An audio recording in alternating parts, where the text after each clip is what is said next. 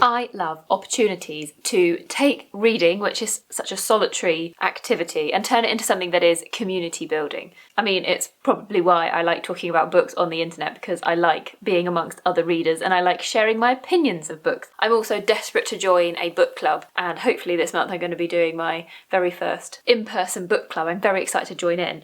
But another way of building community is to do things like buddy reading and joining in with read-alongs on social media. So in this video, I'm going to be reading 2 books. We have Milkman by Anna Burns, which I am buddy reading with Karina from A Story of Sorts. She is someone who I met last time I was in the book social media space. She is also the partner of someone I met through the analog photography space, and I have met her in person, and it's one of those beautiful things that blossoms out of a shared hobby. We have previously done a buddy read. We read Atonement, which I believe there is a vlog still available on my channel. I shall link it in the cards. And it's just such a fun experience to share a book with someone else, even if you have completely different opinions of the book. I believe I really loved the book and she really didn't. But I still really enjoyed the experience of reading with her. So together we are reading Anna Burns' Milkman. And then the second thing that I'm doing is a read-along on social media with The Blind Assassin, which is an Instagram profile, but she has also set up a Storygraph read-along for The Blind Assassin. This book is the inspiration for her setting up her own book social media. She loves this book so much, and so now she wants to share it with everyone else. And so throughout the month of December, I'm going to be reading this along with them. I look forward to sharing these experiences with you.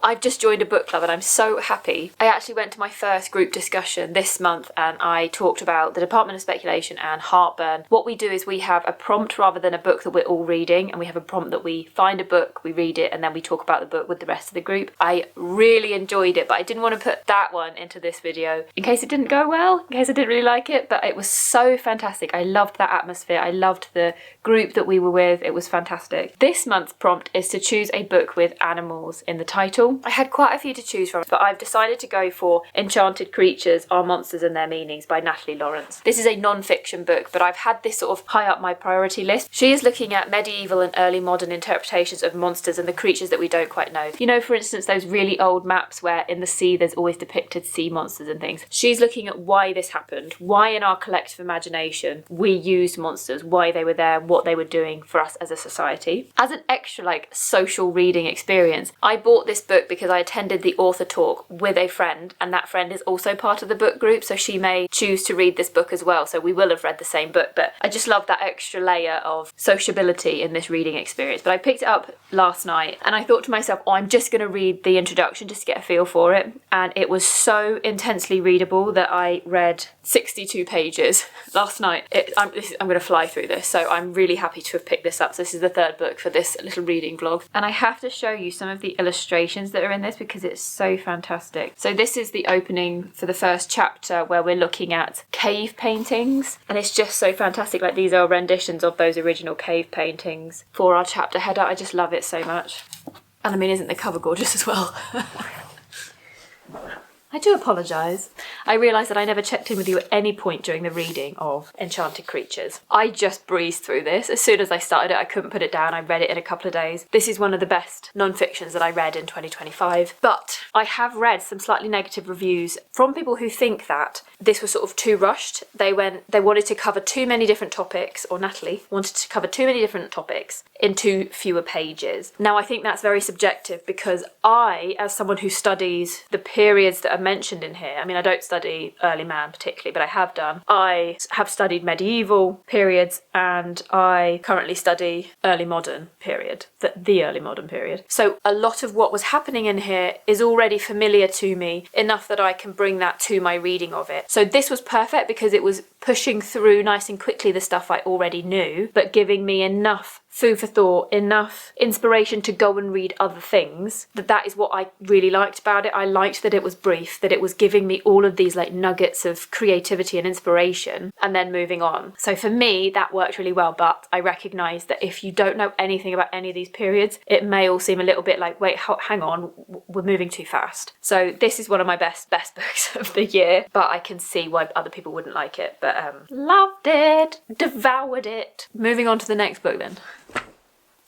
Right, I'm here for my first check-in of Milkman by Anna Burns. I have officially reached the 1/3 point. We've decided page 69, which is chapter 2, finished, starting chapter 3. I am loving this. Oh my word, what an amazing book. This is so interestingly told. It has such an interesting narrative style. I don't think this would work for many. If you're just, say, an average reader and you just like a book with a good story, this is not for you. And I say that as someone married to someone who is dyslexic, because I know that something like this would just be so confusing and he would just not understand what was happening between the lines. I find this absolutely fascinating, and what I think has been really great is I've been reading this both physically and I managed to get the audio through my library, and they have got an Irish accented woman reading it, and so that just really adds to the overall enjoyment. So when I'm out walking the dog or driving to uni, I can listen to it as well, and it is just so amazingly done. It's so funny considering what it's depicting is a girl growing up with the looming, threatening presence of an older man who is out to do damage to her, is out to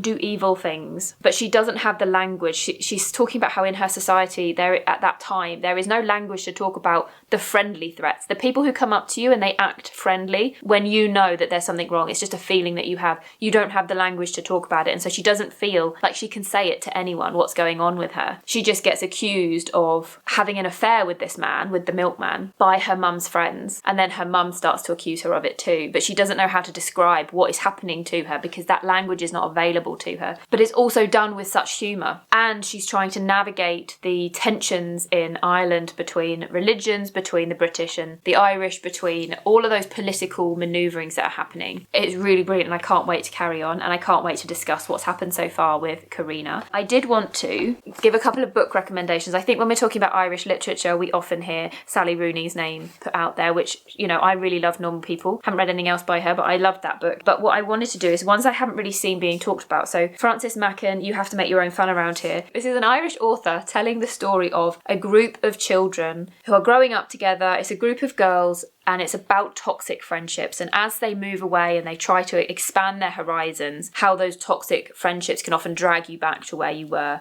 growing up in a small town. Like it says at the beginning, a funny, poignant tale of youth, envy, and the dark side of friendship. I thought this was really great. This was a 5-star read from me a couple of years ago. And then one that I've studied at uni, this is a collection of poetry by Gail McConnell. The Sun is Open. Gail McConnell's father was murdered, assassinated during the Troubles in Ireland, and she saw that happen. The car was bombed, and she had to grow up with the absence of her father. I think she was 8 when it happened, I believe. But I ended up doing some of my assessments on these poems because they're just so beautifully done. Now, I will say with any poetry collection, there are some in this that I really didn't like, but there is so much in this that I did, and enough that I wanted to write about it for my assessments. So yeah, The Sun is Open sifts through a boxed archive of public and private materials related to the life and death of the author's father, who was murdered by the IRA outside their Belfast home in 1984. Moving between child and adult voices, past and present, this startlingly innovative debut attempts to decode the fragments left behind, and with them piece together a history and a life. So that's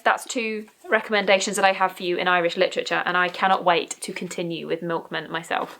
Okay, I'm here for update number 2 for Milkman. I am now something like 61% of the way through, about to start chapter 5. I don't really have much more to tell you about the book. I'm still really loving this. I think this is a very strong contender for one of my favourite books of the year. It's just so fantastically done, and I do highly recommend listening to it on the audiobook because it has an Irish narrator and it is just so brilliantly done. Now, this was the winner for the Booker Prize in 2018, so I thought I'd look at the list for 2018 and see what I've read, and actually I've read quite a few on there. I think I did a bit of a reading vlog on my channel, which you can go back and look at, but I will just share with you what is on there. Sabrina by Nick Donaso, that's a graphic novel, read that, really liked that, but I don't own it. I read that from the library. The Water Cure by Sophie McIntosh. I liked this so much that I bought a copy after reading it from the library, and I really want to read more of Sophie McIntosh's works. I think this was fantastic. I did read Cursed Bread and didn't like that one as much, but I still want to try more of her work. Normal People.